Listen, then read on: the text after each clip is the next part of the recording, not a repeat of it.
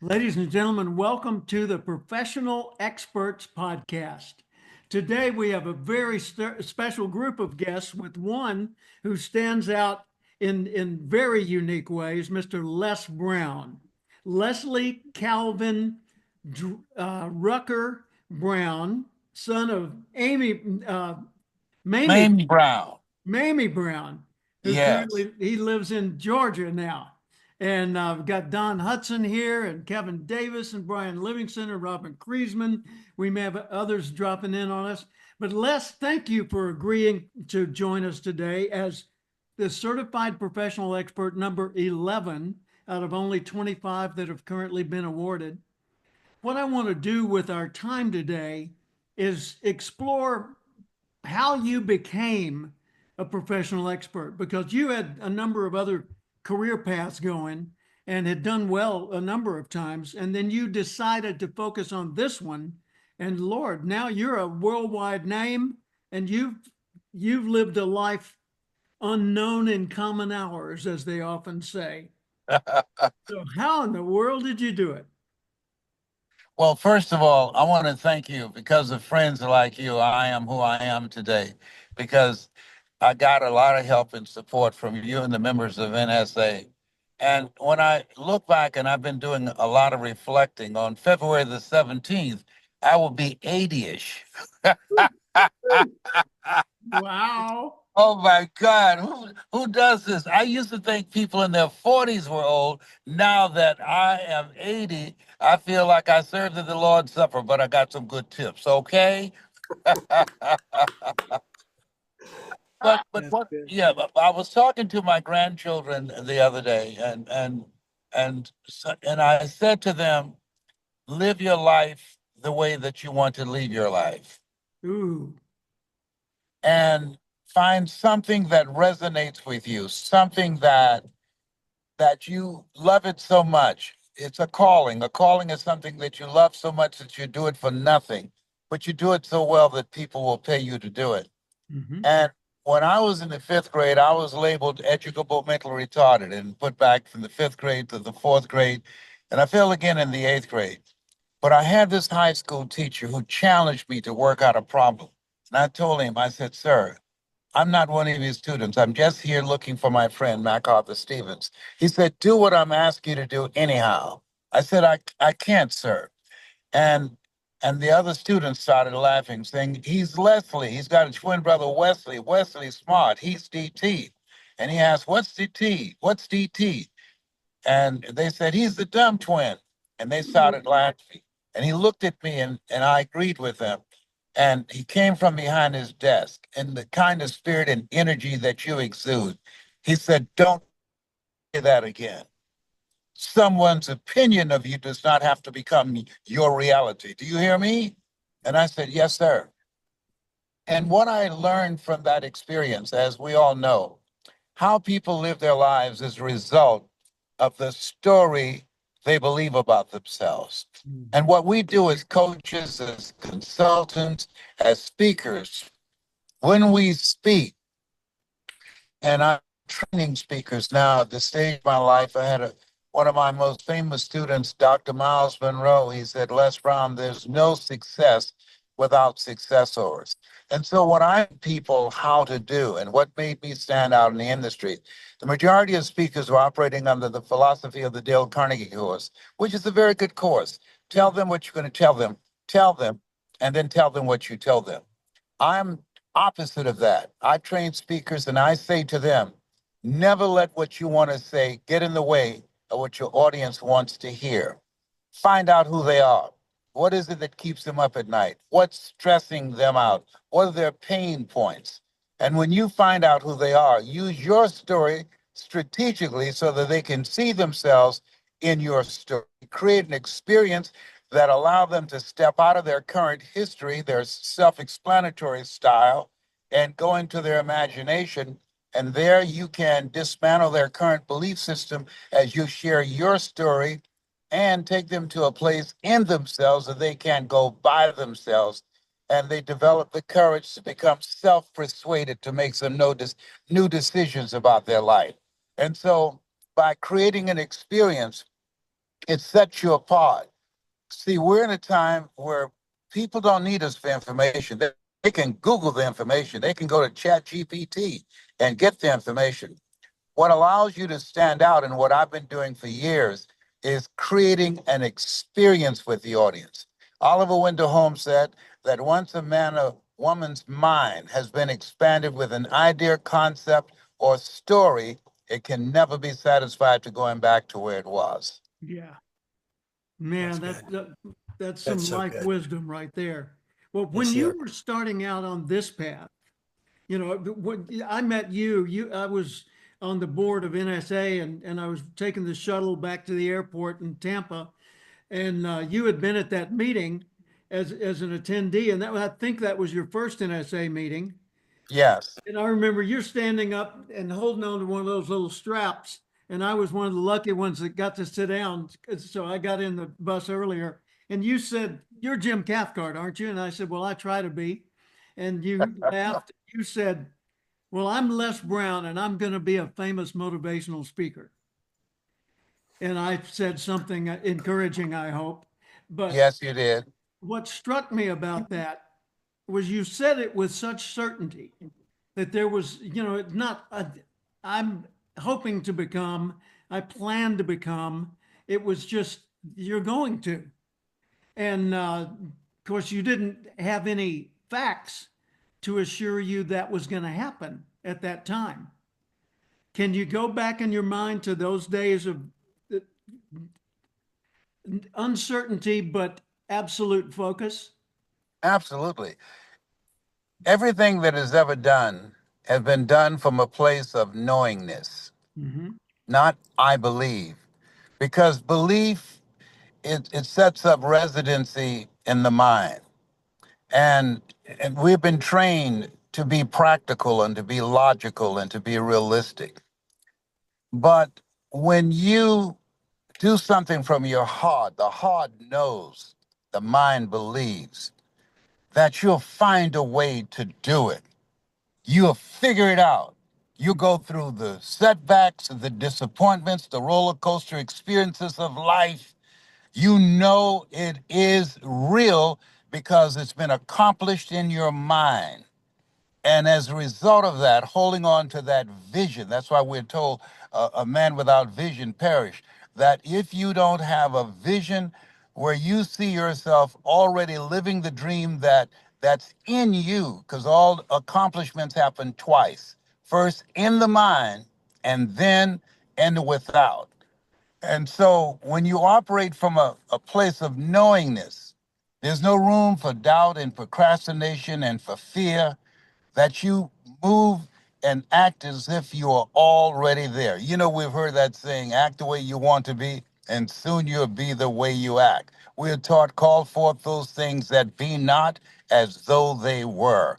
And so, operating from that place of knowingness, that's how I was able to make that statement. Yeah, I tell you, the thing about you that seems to be so easily noticeable, it contrasted with all the other better known names in speaking, is that you absolutely exude the encouragement of other people. Something you said a moment ago, I wrote down because it really resonated with me. You said the heart knows, the mind believes. And that goes hand in hand with a statement I made to my pastor the other day at church. I said, it occurred to me, and I don't know if this is true, but I think it is. It occurred to me that the brain is the mind of the body, and the heart is the mind of the soul. And he said, I like that. I need to think about that. But it seemed to kind of click with him. What do you think about that, Les? Well, I'm not familiar with that, but here's what I know about the heart. Yeah, When you feel something in your heart, and it's something that, as Viktor Frankl said, that it gives your life a sense of meaning. When you read Man's Search for Meaning yeah, and Purpose, that it gives you the power to pursue something because your heart is pregnant with your reason for being here, your why for living. And life, as Warren, when we remember Forrest Gump said, life is like a box of chocolates. You never know what you're going to get. You know, I received an award from Cancer Centers of America, 39-year fourth stage prostate cancer conqueror. 39 years I received this award. And they asked me, how are you still here? That was the CEO of Cancer Centers of America. I said, I had a very good doctor. And he said, what do you mean? I said, Dr. Goldson, who was a very brilliant oncologist, he did something. When he told me, he said, Mr. Brown, you have prostate cancer. I said, is that right? He said, yes. He said, your PSA is 2,400. I asked him, what does that mean? He said, 1 to 4 is normal. And I asked him, is there anything else? He said, yes. And I asked, what is it? He said, it's metastasized to 7 areas of your body. And I started smiling. He said, why are you smiling? I said, man, I said, 7 is my lucky number. I said, I was born February the 17th. I'm one of 7 children. Joshua marched around the walls of Jericho 7 times. Naaman dipped himself in the River Jordan 7 times. 7 is my lucky number. I said, is there anything else? He said, yes. And I said, what is it? He said, and you're ugly too. I said, you didn't just call me ugly. He said, yes. I said, but this is serious. He said, I know. I never tell my patients they're terminally ill. What I say is that my knowledge and my skills have terminated. I determine the diagnosis. You and God determines the prognosis. Wow. You got this. Beautiful. Wow. Wow. Yes. Yes. And so, and in fact, in the UK, the doctors no longer tell a patient they're terminally ill because the capacity for your immune system to protect you drops by 40%. Just those words. That's what we're taught in scripture. Death and life is in the tongue. And so, but when he said that, he said, my skill set has terminated. I determine the diagnosis. You and God determines the prognosis. You got a fight on your hands, and you can do this. That encouraged me. Distract, dispute, and inspire. He distracted me from being frightened because cancer is the most feared word in 7 different languages. And so he distracted me from that and the collective belief that it's a death sentence and inspired me to become, as Mother Teresa would say, to become a pencil in the hand of God and start writing a new chapter in my life on how I was going to kick cancer's behind. And I've been doing it now for 39 years. Don't come for me. I didn't call an Uber. Oh, behave. Wow. God bless you. Man, I'm Wow, also Brian. a prostate cancer survivor.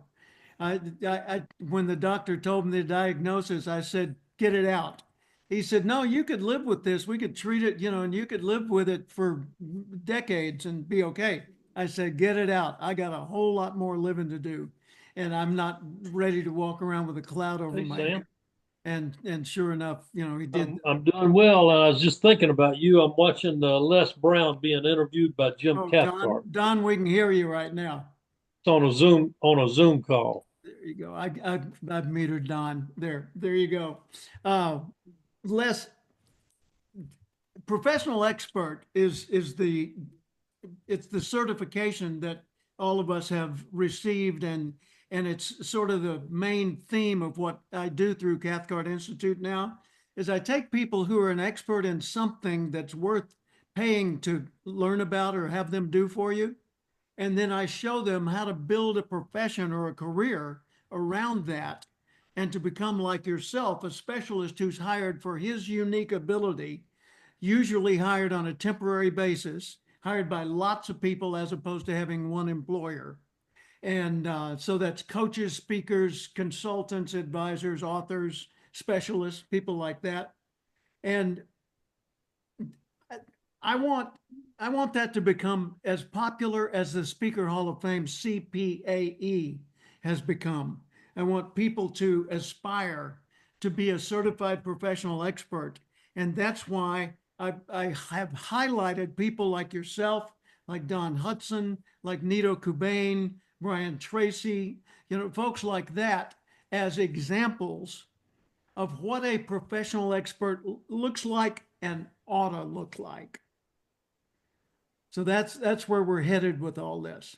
That's good. Well, that's admirable what you're doing. I think it's very important and needed because what you're saying is you're operating out of the thinking of Henry David Thoreau. Do not go where the path may lead, go where there's no path and leave a trail.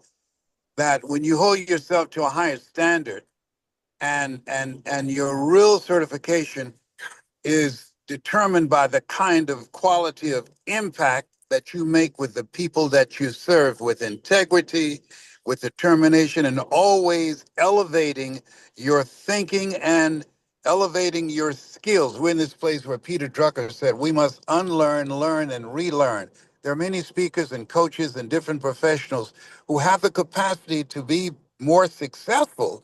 However, they're trying to open up new doors of opportunities with old keys. And so what you're doing is operating as Abraham Lincoln said, and Jim Rohn used to say this a lot. If I had 6 hours to cut a tree down, I'll spend 4 hours sharpening my axe. Yeah, absolutely. Yes, Well, I want to yes. open up to our group now. If anybody's got a question or comment you want to make for Les. All right, not Well, everybody. There you go, Brian Livingston. Brian's the Canadian who's down in Florida, yeah, avoiding the cold for the moment. getting out of the winter. Les, nice to meet you. Longtime fan. It's great to be able to speak with you. Thank you, Jim, for facilitating. But Jim's still my man. I will put that in for sure. I wanted to know when you're saying what you just said, where would you think a person is best suited to focus then based on their level of expertise? Like, how do you go about promoting that expertise level to others? What is it that you do? I actually represent people in court for their traffic tickets. I have a traffic ticket businesses. How did you get into that? I'm a former police officer. I see. And when you decided to become a police officer, when was it that you said, and all of us have what I call a moment in your life, you said, this is what I want to do. You said, Brian, this is the direction that I'm going to take my life in. What happened? What was going on? What did you experience that brought you to that decision? To the decision of being a police officer or starting the Yes. business? Um, I was always, I was afraid to break a rule, let alone a law. I was always very law abiding, and I felt like I wanted to serve people and help them and protect them. Unfortunately, I realized that by becoming a police officer, you're really very limited in actually really being able to perform that service. And so what are you doing now?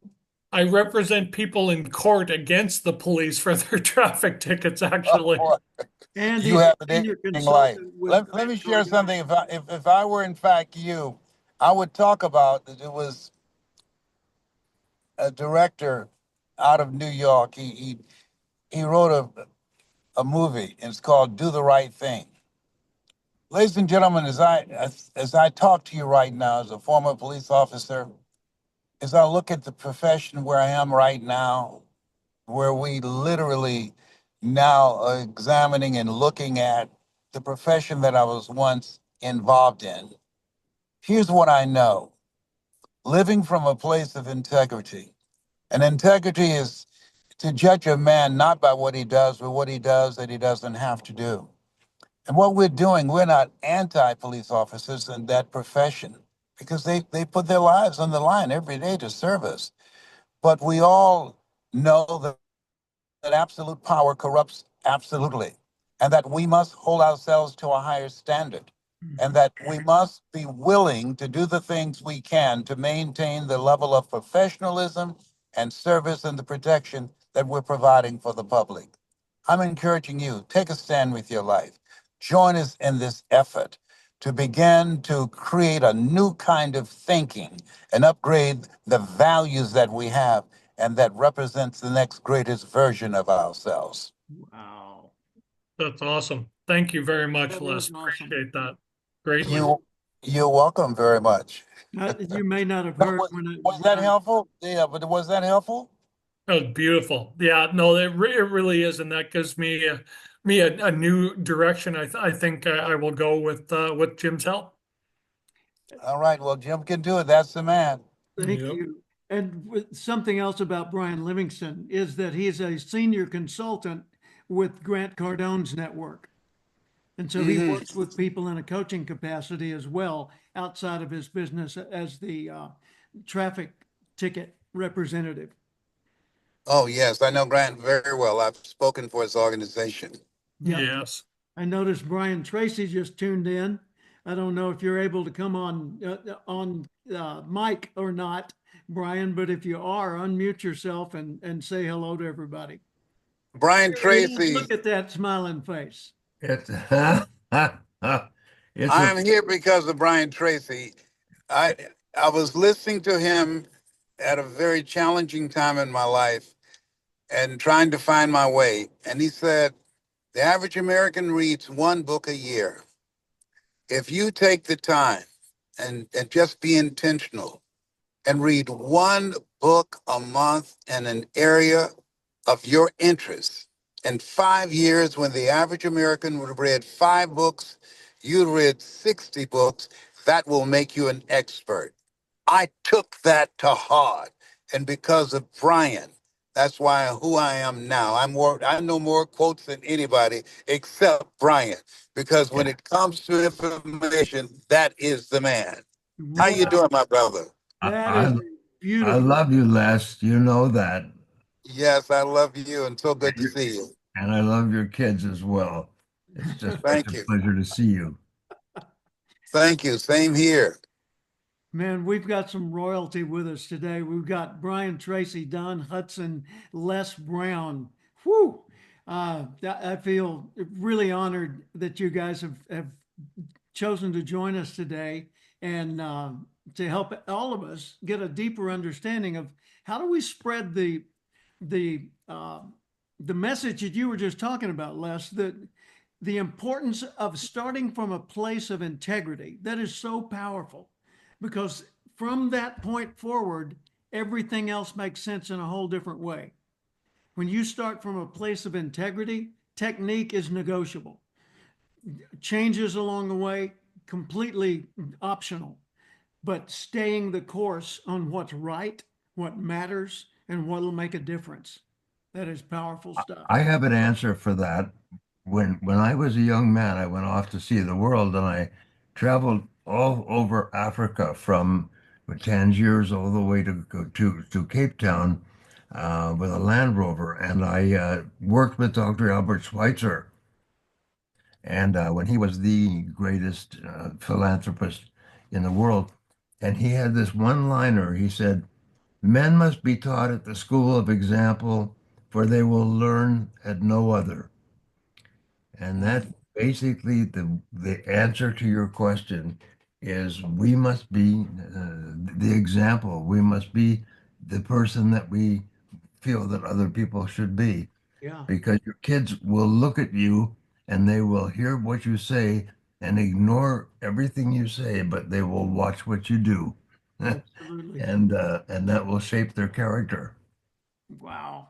Wow. By the Yeah, way, that's powerful. That's real. Brian Tracy is CPE number 10.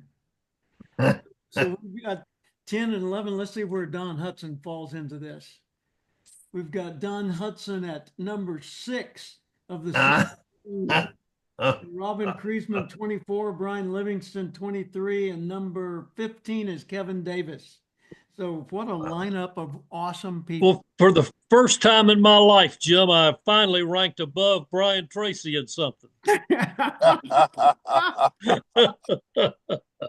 Well said, DH.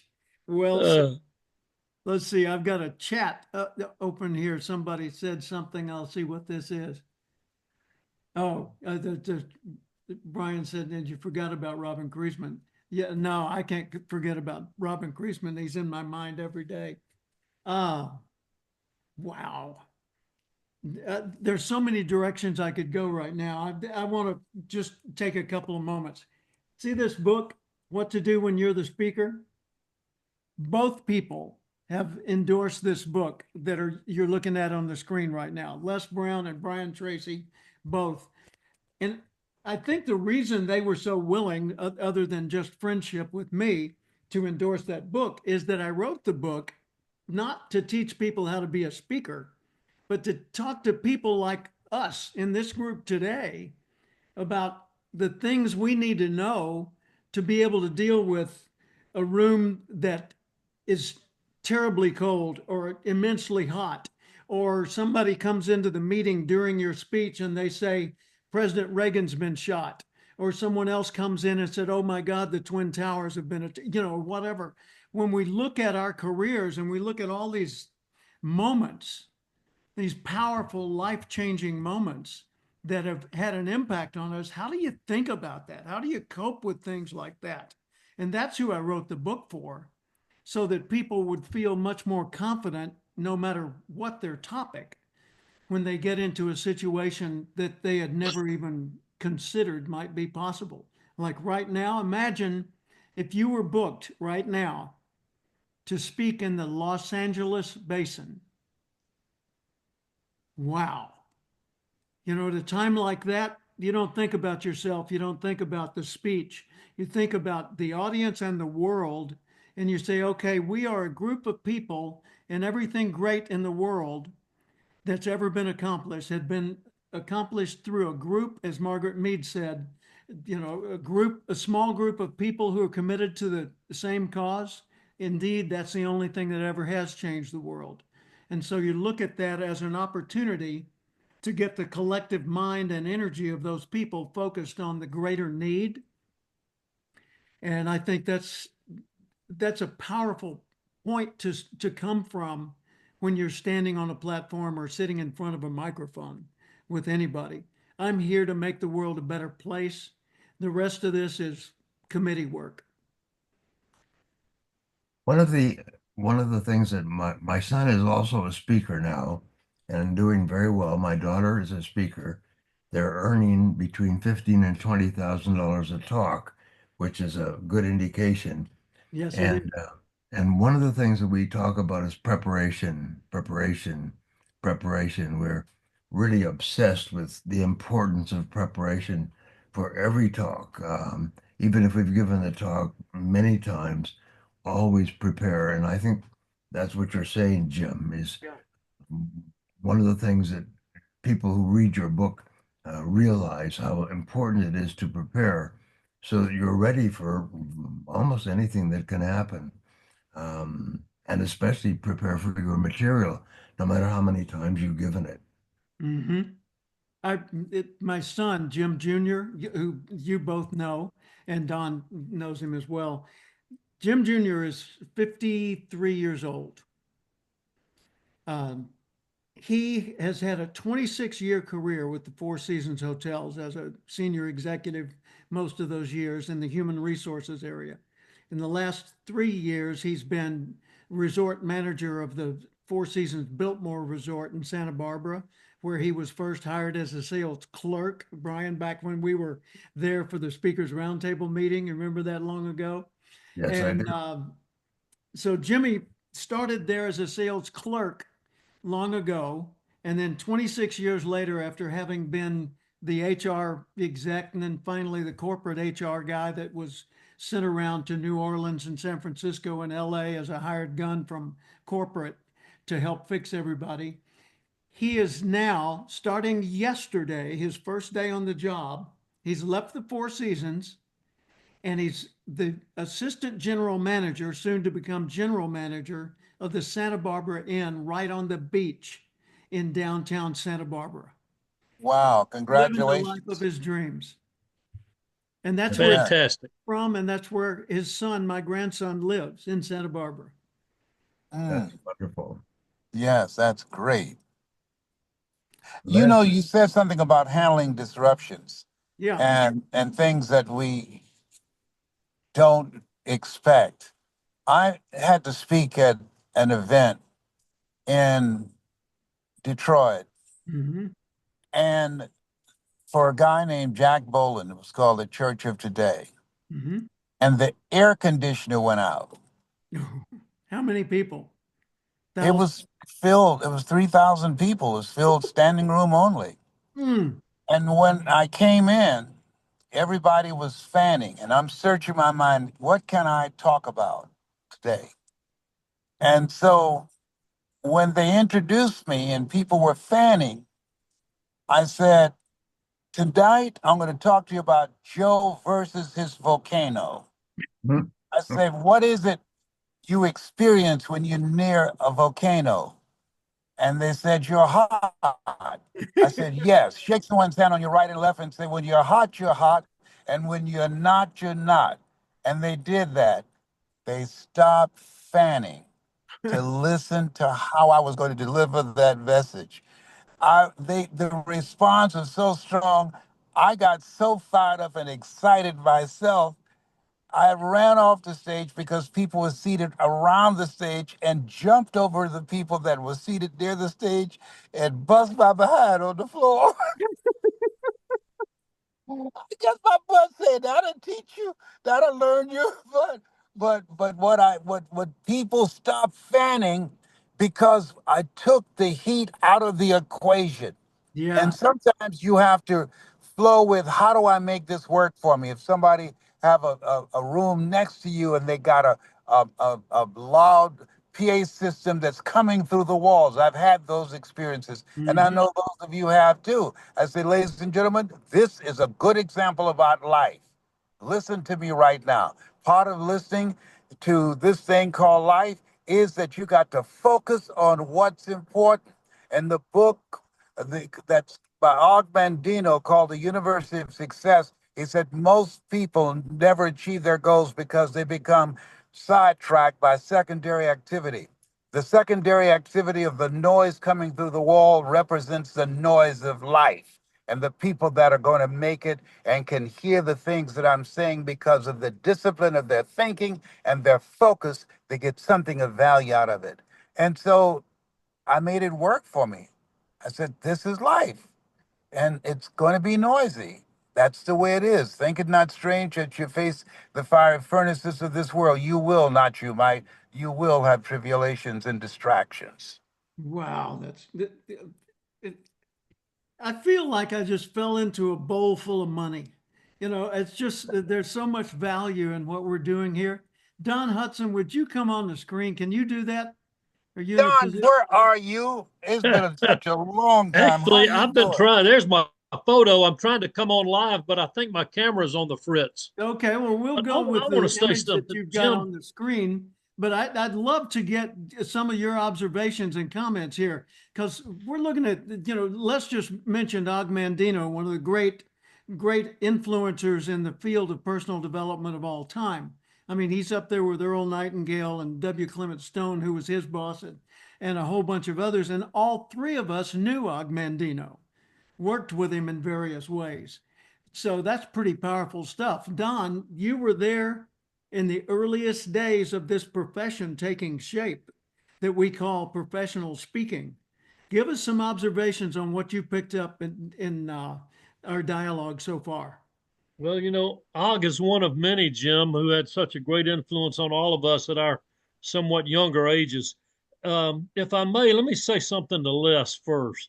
Sure. Um, Les, when I hear you speak, when you really get wound up and you talking about Miss Mamie and you're telling your stories, you know what you remind me of? And please accept this as the compliment it's intended to be.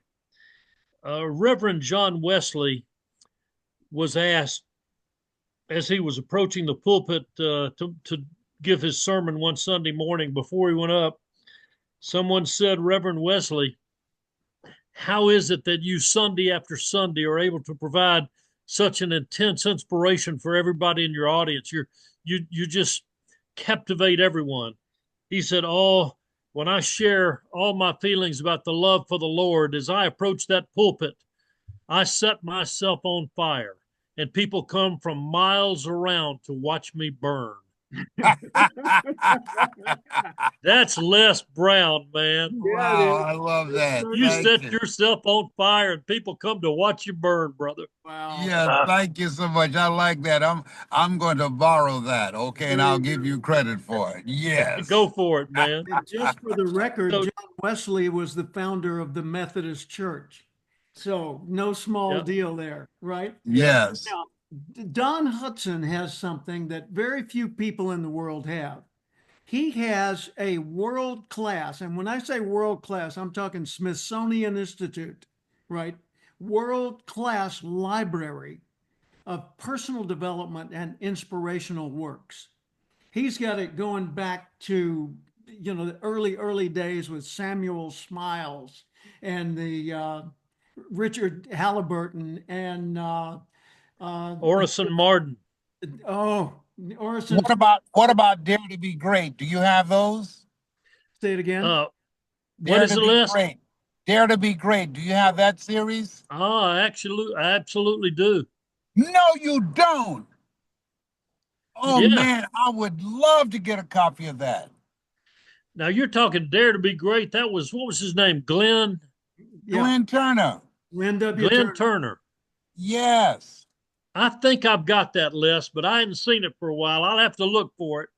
But Yeah, I he at was one good. time Yeah. had his works. But Yeah, he was a great Uh, speaker, man. yeah, Another great speaker was Bill Bailey from Best Line Products. Man, there you those go. guys Yeah, are they tough. were, yeah, in Yes. the early days of yeah, I didn't NSA, know they were him, both but hitting home runs. my greatest blessing was having the opportunity to know and sit at the feet of and learn from the Norman Vincent Peales and Mhm. the early days of the positive thinking rallies was one of the greatest blessings the Lord ever gave me. I was the MC, and I was one of the most fired up teenagers, fans of Paul Harvey, and he was he was bigger than life.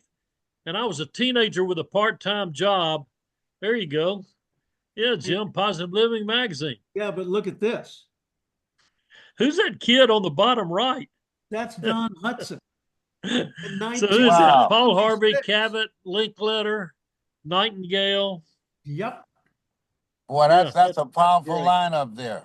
Yes. But I when I was a I teenager with a part-time job, I would arrange to leave on my lunch hour just in time to get Paul Harvey News at 12:15. And from 12:15 to 12:30, I'm 100% zeroed in on Paul Harvey. Well, for me to have the opportunity to know him and to become his friend and to introduce him some 40, 50 times was a great blessing for me. But Harvey was just such an incredible American, a great patriot, a great inspirer of Mhm. men. So he was a great influence.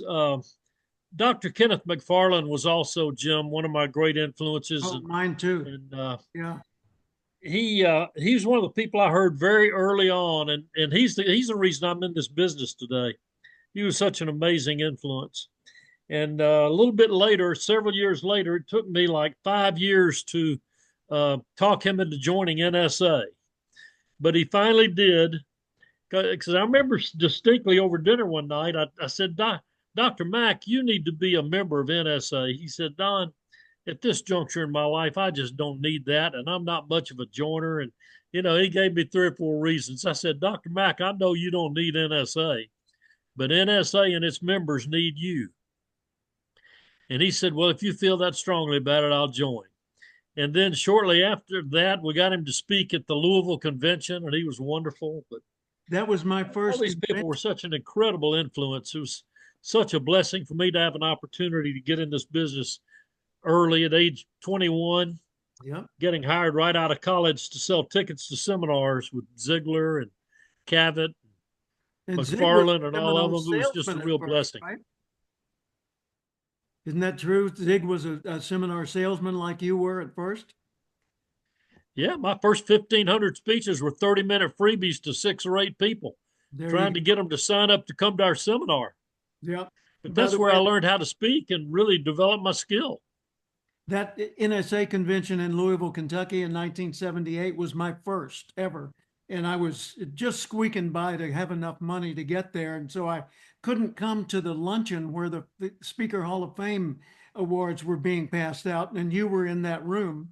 And it was $40 for that lunch. And I couldn't afford that. So I went across the street and got a hot dog and stood in the hallway. And whenever someone would open the door to go to the bathroom, I would hold it open a little bit so that I could hear what was going on in the room before it closed fully. Wow. What a great Wow. story. Man, oh Yes. man. Brian, when you first got involved in NSA, you still lived in Canada, right?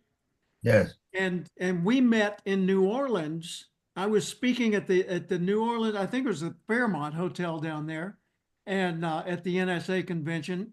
And you were in the audience of my breakout session, and I talked about having moved to La Jolla, and you said, "Hey, can I bring Victor, my associate, and come to La Jolla and meet with you and Tony Alessandra and talk about what it's like living and working in California? Is that doable?" And I said, absolutely. And I vividly remember the lunch with you and Victor at George's restaurant overlooking La Jolla Cove. And the next thing I know, you're not only moved to California, you're a citizen of the United States and you run for governor. Wow. Well, thank you very much. I gave a speech in Calgary, and Og Mandino was there, and he gave me some advice that I never forgot. He said, because I was trying to get as much into the talk as possible. He said, Brian, he said, you've got to romance your points. Hmm. You gotta romance your points. And I never forgot that. My wife was there.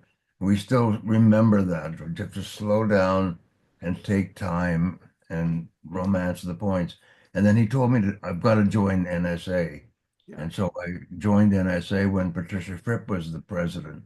And Yeah. then I remember meeting you and coming down to explore San Diego. And I've been here now for 35 years. And you weren't there the first time, but Tony was, and so you had remember Tony, was it called Cathcart, Alessandra, And and associates. Yeah. I won the toss. yeah, and Tony and I and you and have been friends ever since. It's been a wonderful life, Has, wonderful. and by the way, folks, notice behind Brian, there are books and books and books and books. I'm sure Les's house and office looks the same way, filled with books, because you've been quoting them all day long, Les. And Don Hutson, and I got a few myself. I got a whole bunch more in storage in other places, and I donate the extra to a library about once every 2 years. And I contribute it as the Cathcart Institute Leadership Library to a business association or agency or something like that. So there's Wow. a thought for your excess books, folks. Um, wow, Les, give us some more observations based on where we've been in the last minute or two.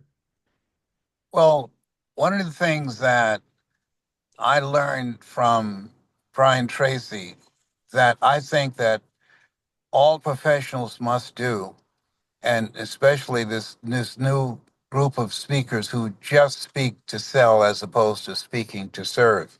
Mm-hmm. And that is no more than your story.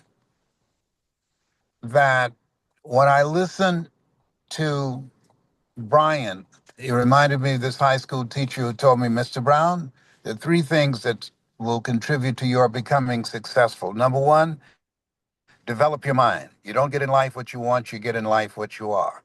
Number two, practice OQ, only quality people. Whoever you run with, that's who you will end up with. Ooh. And three, develop your communication skills because once you open your mouth, you tell the world who you are. Mm-hmm. And so listening to Brian, I've done so many webinars and workshops, and speeches from things that I got from him. He's done so much work. I really should send him a percentage of my checks because he saved me a lot of time of doing a lot of research. We It's can not edit too that late, part Les. out. Cut the check. Well, you guys, all of you have been such inspirations to me over the years, Don and Jim and Og and of course Les Brown. I just love the man. Um, Always have from the first time we met. I told you to walk up the stairs slowly. Do you remember that?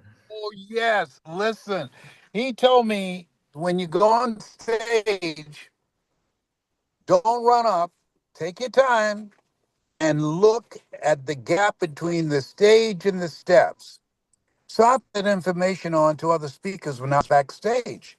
Mhm. And I told this speaker, I said, look, don't run up. I've seen you run up on stage. Just make sure, just take your time and make sure there's no divide between the stage and the steps.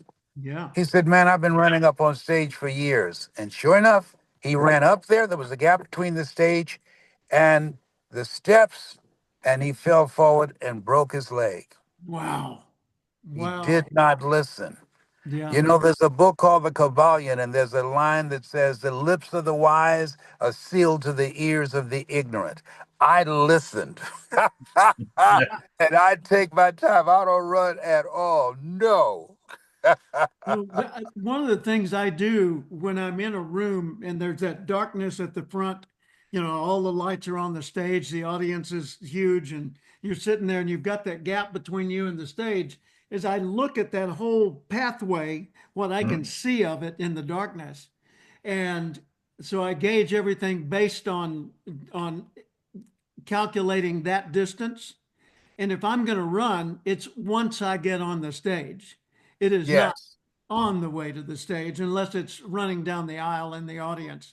I've done Yeah. that in China on some of those talks. Hey, But Jim, can I tell a Brian Tracy story? would you please? Yeah.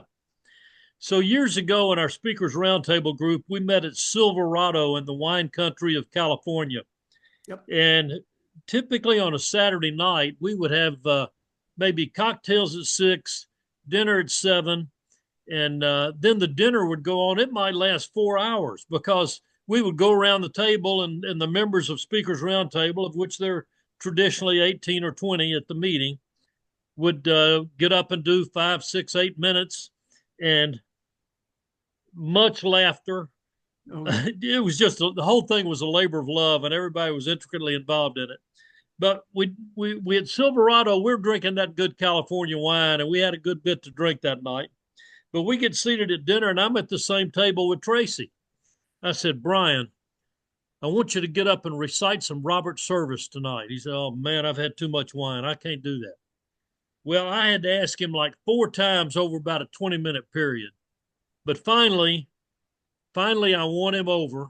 And Brian stood up, stood behind his chair, paused, looked over the audience, and proceeded to recite Robert Service. Now, Robert Service was one of the greatest poets who ever lived, and he was Canadian, and he wrote these compelling barroom ballads from the Yukon. And I mean, he was a man's man. The And if you haven't creation read any of Robert McGee. Service, get a book and read Robert Service. Yep. But Brian got up with all that wine under his belt.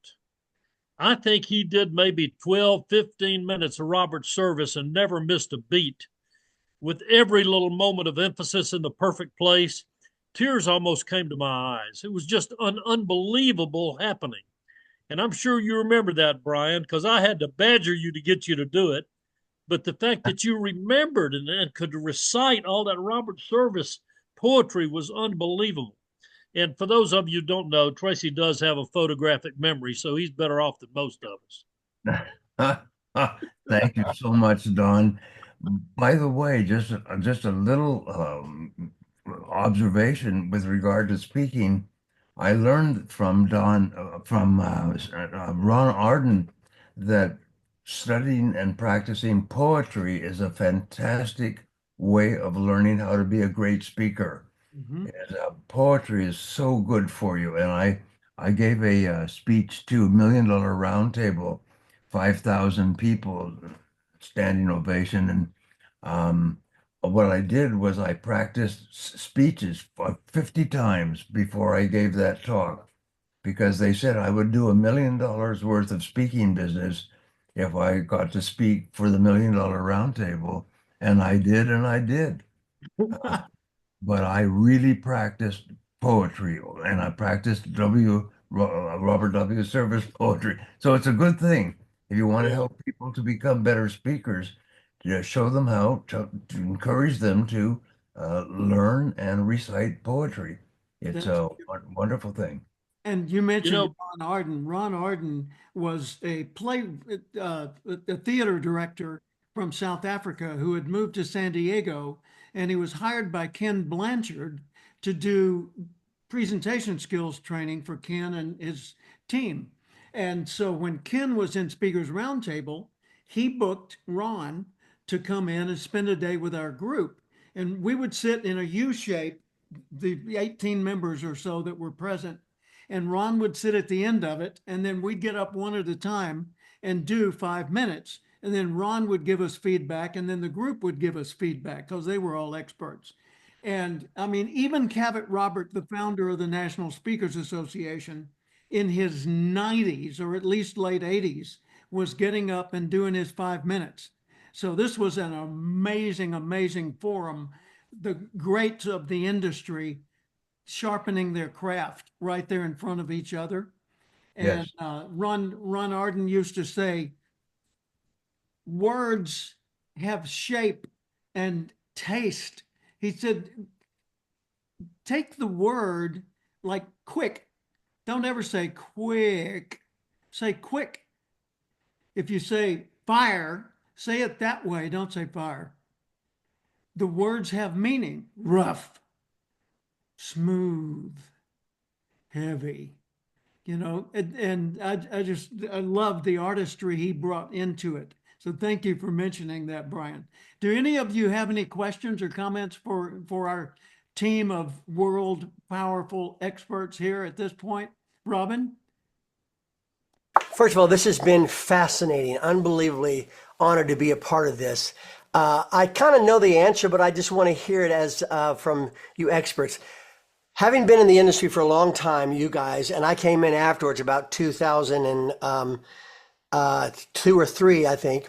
And what are you seeing today with all these new speakers that are coming up and just the new idea of how we deal with speaking with the type of events we're having now? What is the difference that you're seeing from the iconic days of the good old days to what we're seeing now?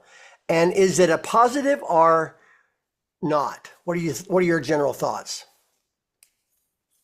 I could answer that. I did a talk for the Texas Speakers Association last year, and they two wonderful women, 20, 30 years experience, and they were interviewing me, and they said, why do you think that you're a successful speaker?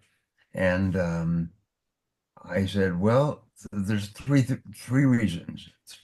I just thought of it right off the top of my head. I said, number one, I ask questions, but I watch people ask questions and they really aren't interested in the answers. But I would ask questions of the audience, and then I would wait while they articulated their answers, and then I would piggyback on the questions. In other words, I cared about the questions.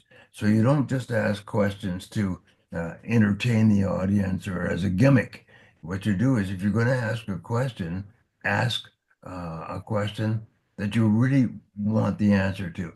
The second thing I told them about was what I call the windshield wiper method.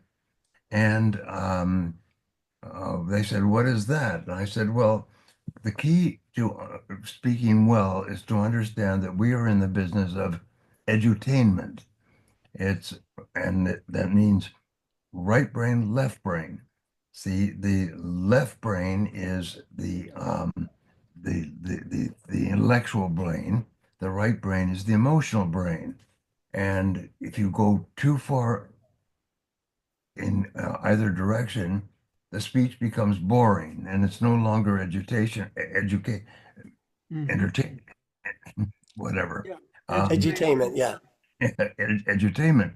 So therefore, it's fact, story, fact, humor, fact, joke, fact, quote, and so on. It's always, they said, tell us that again. How does that work? Well, they'd never heard it before. And I explained, well, it's the key to great speaking is windshield wiper. And I've taught my kids this and I've taught other people this. It is just a phenomenal way of thinking. And the third thing is I'm trying to think of what the third thing was preparation. Mhm. Those three. And so if you do those three, I call them the golden triangle of speaking, is asking questions and leaning into the audience because you really want to know the answer. Like, for example, I always start off with a question.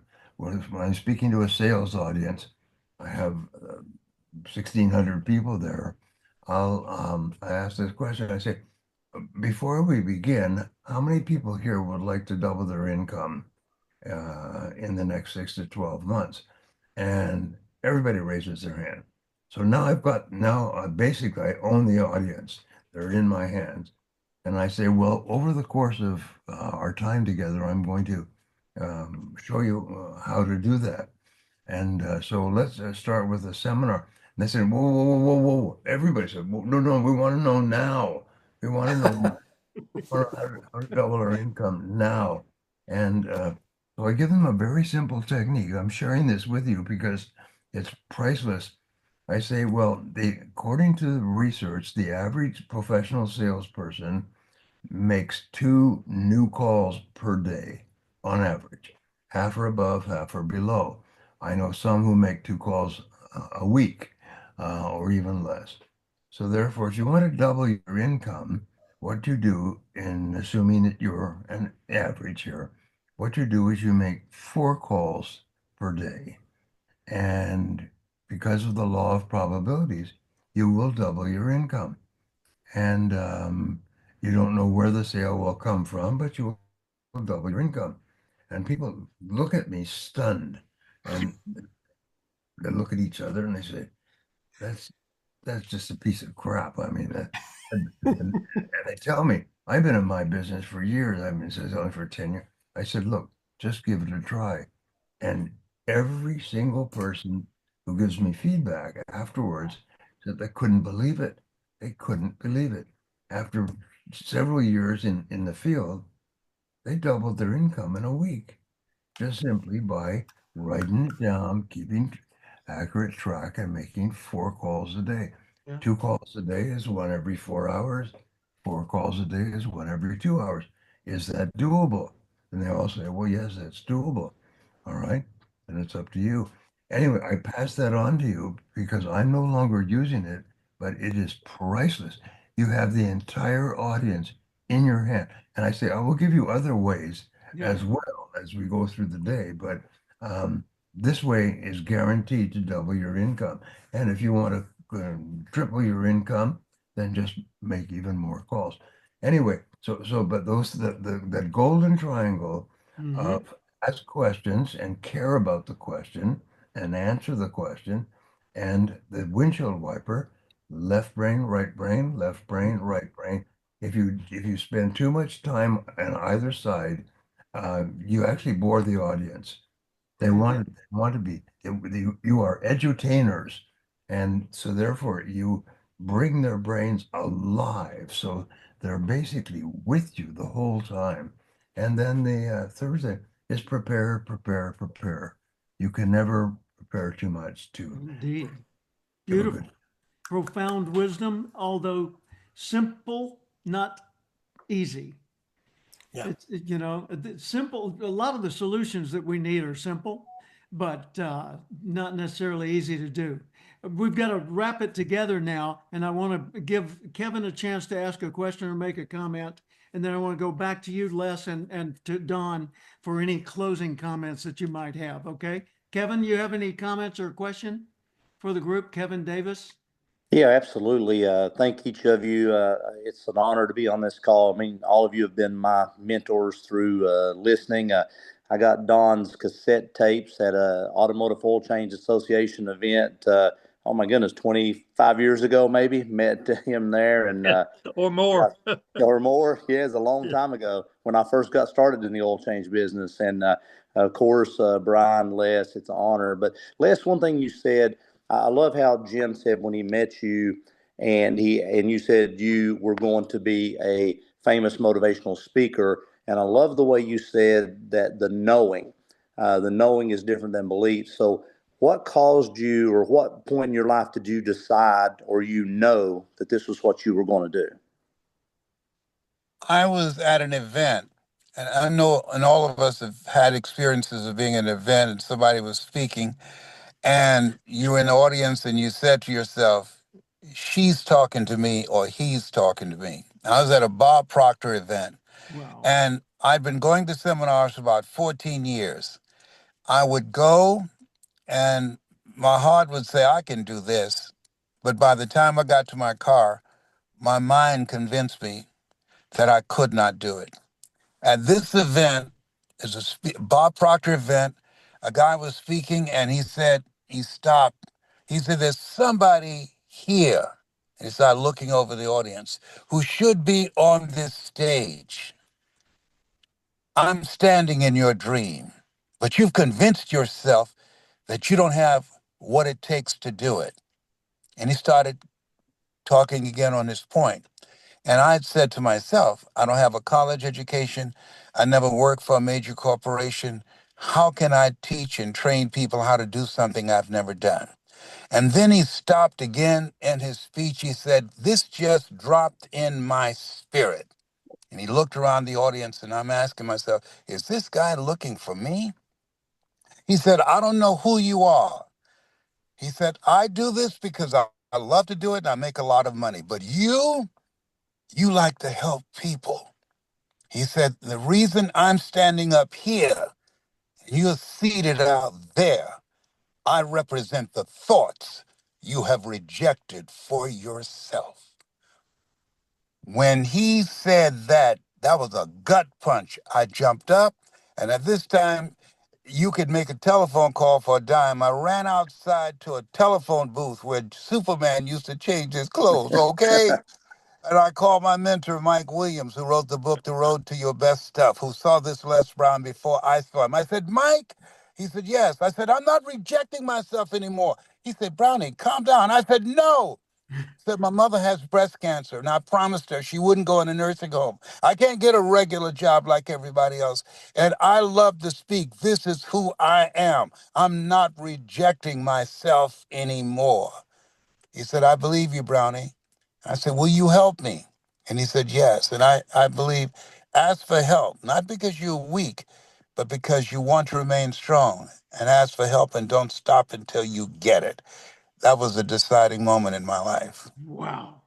Wow. Awesome. Thank Boy, you for that's a sharing mic that. drop moment. Wow. Thank you. Thank you for sharing that. Don, you still there with us? I'm still here. Okay, we don't see your image at present. That's why I was asking. Well, Can I'm you, sorry about that. can you give us a Gosh, my closing thought? photo's even gone There you away. go. Okay, there it is. Give us a closing thought or two. Yeah, it's been an inspiration being here today. I've got a good page and a half of notes, and I say that only because I've always been an ardent note taker, and it's always paid off. I got so much good material that I refer back to from the research I do and the things that I learned from you guys, and I know most of you do the same thing. I would hope. But it's a real honor to be here with each of you today, and one little gem I want to leave with Robin and Brian and Kevin, who might have come along a little bit behind the rest of us, is this: to the point of humor.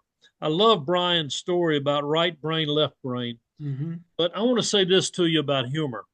When I was young in the business, I was not funny, and I just didn't have the ability to use humor. And I realized how important it was, and I started working on it, and I actually became pretty talented with humor over the years. But the difference between a $10,000 speaker and a $20,000 speaker can be their ability to articulately use humor. And I want to encourage you to become a student of humor, and not only read every little book you can find on humor. I mean, there are books that have thousands of jokes in them. Well, you don't necessarily want to use one of those, but you can take one and read it, and you can adapt it to your life, to your audience, to how you can use it. So do all that you can to be a student of humor, and you're going to make more money, and you're going to create a more vibrant following in your career, and you're just going to be a better and more rewarded speaker. So as hard as it was for me, I finally got over the hump and successfully used humor, and it made all the difference in the world. So I would just encourage you to make that a major course of study for yourself, and not something that's incidental. It's too important for you to treat it incidentally. And I can tell you that Don Hutson's one of the funniest guys I know. We've been driving around in Memphis and we'd crack each other up so much we'd have to pull over and finish laughing. We've had some great times together. Now, I met Don Hutson in 1976, I think, maybe 77, when he came to Tulsa to speak to the ASTD, American Society for Training and Development. Today it's ATD, Association for Talent Development. And I was the designated host or contact person for Don. And he was just so gracious. And he and I corresponded, and he encouraged me. And he's the guy who asked me to join the brand new National Speakers Association, which was 2 years old at the time, 1976.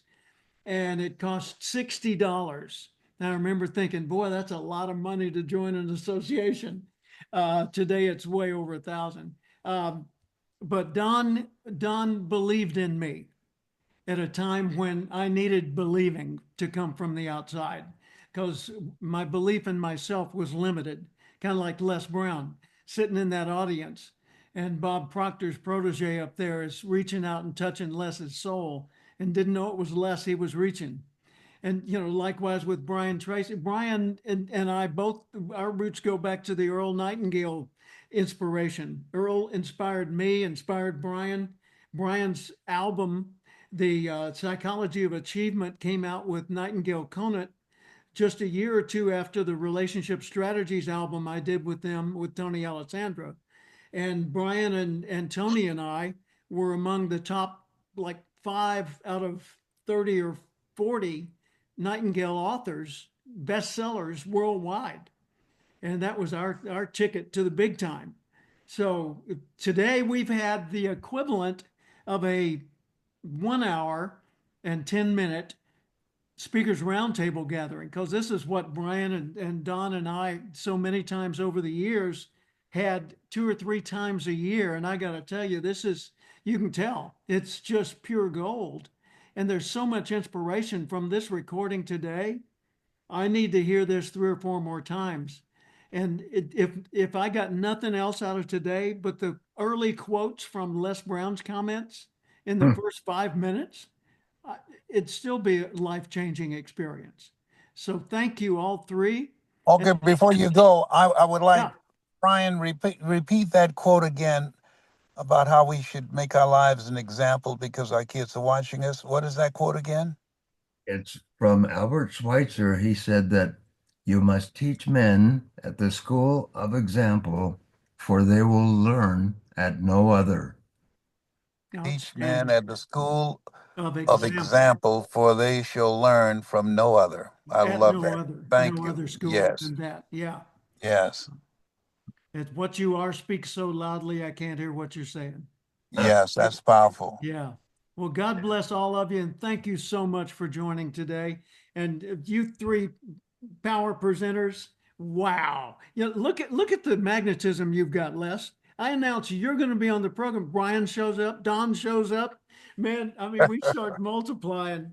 I love it. I love it. I love it. I love it. Well, thank you so much, and God bless all of you.